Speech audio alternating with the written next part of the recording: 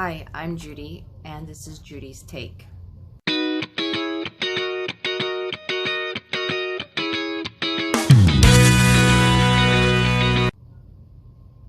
So today I wanted to talk about how it's Safe Harbor Day, and that pretty much means that today is the day that all the electors are certified, and they will be voting December the 14th for the electors. So once again, Trump is still trying to do every single little thing that he can in order to overturn the election. I mean, he's calling legislators and state government officials, and now he's thinking that, you know, maybe if somehow the electors are not certified, then they can take it to the Congress, and that the House and the Senate will somehow overturn the election and vote for Trump. I mean, it's really pathetic, and it's not gonna work, honestly. Like nothing's gonna get overturned. They were talking about how it would go for like a debate or whatever, and then both the House and the Senate would have to vote to overturn the votes. And I really don't think that they want to go down that route. However, one thing that this whole process has highlighted is just there's a lot of things in our system that are getting challenged right now. Like our democracy, just how there was always this expectation, you know, presidents just transferring the power over to their, you know, the next in line. And now we see that there are some definite like weakness points. I guess the best way that I can describe it, Trump is basically like taking a hammer or sledgehammer to the foundations of our Constitution, to the foundations of our democracy, and just hammering away at the pillars of the foundations. And the nice thing is that it's standing still.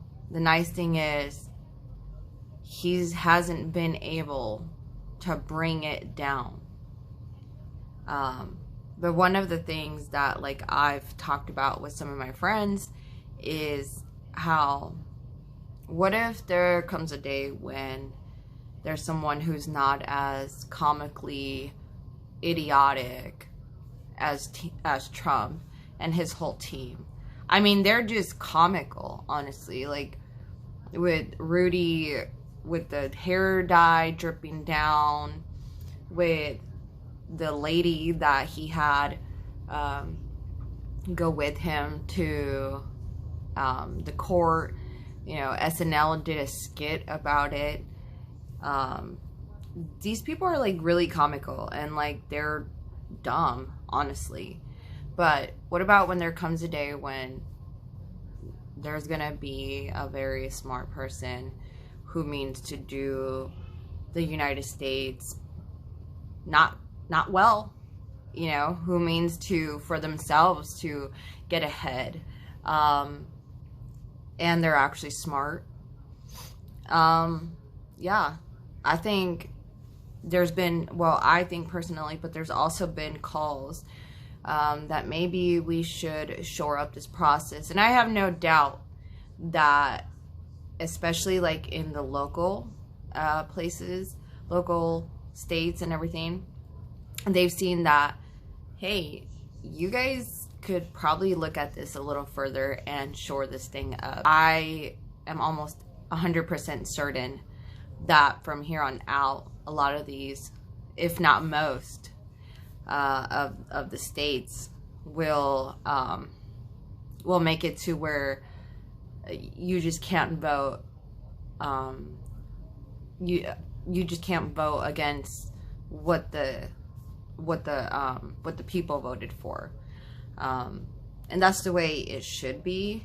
Unfortunately, like, I don't think that the founding fathers, they're very ahead of their time, but that is one thing that is pretty vague, and we have just trusted that our leaders want good for this country. Like, they ran because they genuinely care about people's problems. I'm almost glad he tried this stuff, though, honestly, because it really gives us an opportunity to shore that stuff up. Make those pillars, that foundation, almost impossible to get through. So honestly, what's gonna happen is that, once again, the Republicans are screwing themselves in the long term, because all this stuff is going to be shored up.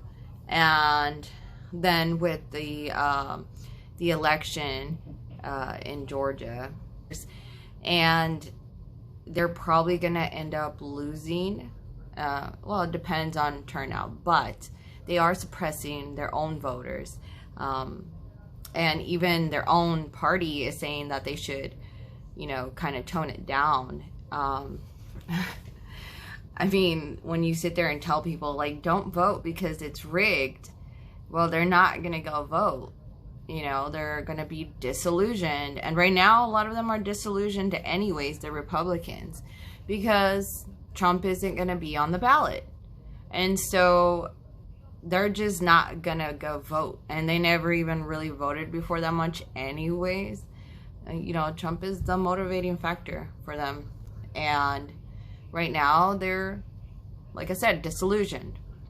You know how I told you guys before that one of my predictions was that I think if Trump loses, he's going to end up going to Mar-a-Lago for Christmas and not coming back. And it was funny that yesterday they were reporting on that. They were reporting on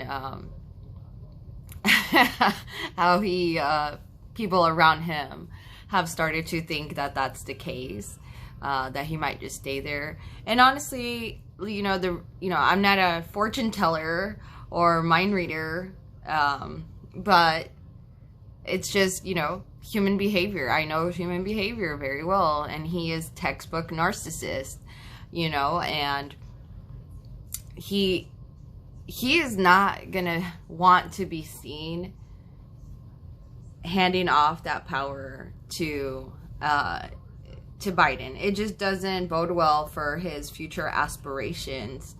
And then also, if he stays at Mar-a-Lago, that also gives him a chance to secretly, possibly even leave the country, honestly, to a place without extradition.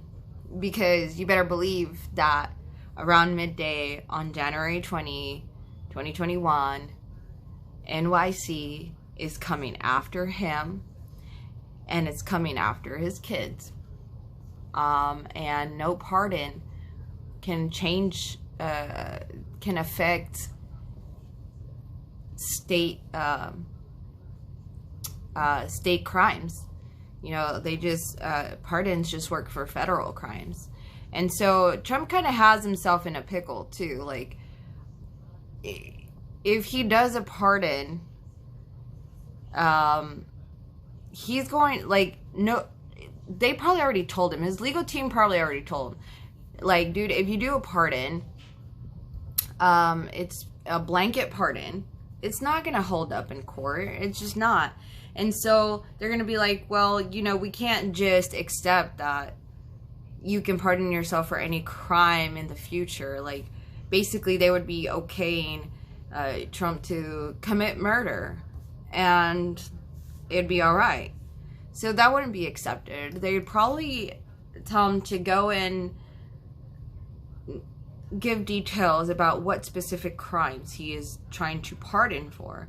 And so Trump would have to out himself on the crimes that he committed in order to deserve a pardon from himself. And that's another thing that hasn't even been tried, a pardon for yourself as president. And I don't think it would work, honestly. So it's like a catch-22. He either like stays here and pardons himself, pardons everyone he knows, and but then he'd probably end up having to out himself and out them also about what specific crimes they committed in order to pardon themselves. So yeah, either that or he leaves, he flees the country.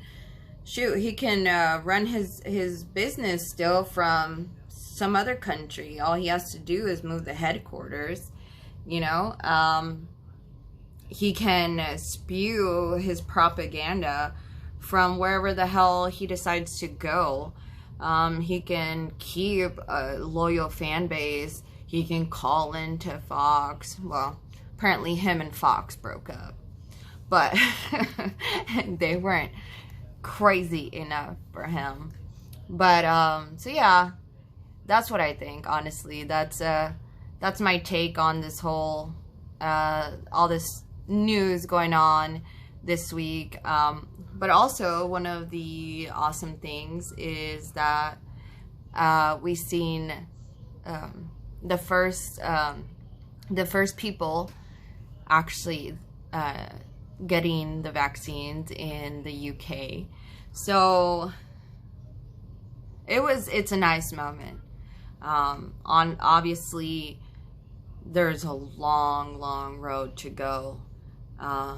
So maybe I'll get to start my career next year, finally. As you guys know, I've chosen to stay at home, not because I'm wealthy, but because I will do anything for my children. And I've stayed home homeschooling them. And honestly, we'll probably be the last ones who get approved. Even though we haven't gone anywhere since March, but oh well, right? So yeah, I just can't wait. And it's awesome, but this doesn't mean that you guys should just keep not wearing masks and, you know, just start acting reckless. If you don't need to go to that restaurant to sit down and eat, don't go. Like, just don't. It's not that hard. It's really not. Believe me, it's really not. And just stay home. Christmas is coming up. Guess what? You can exchange food with whoever. You guys can take pictures of each other 6 feet away. That's what I did with my parents. We were 6 feet away. We were outside. We were all masked.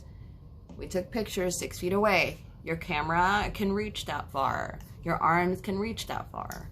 To include them in the photos. Just be smart, you guys, and I hope you enjoyed my take, and I will see you guys next time.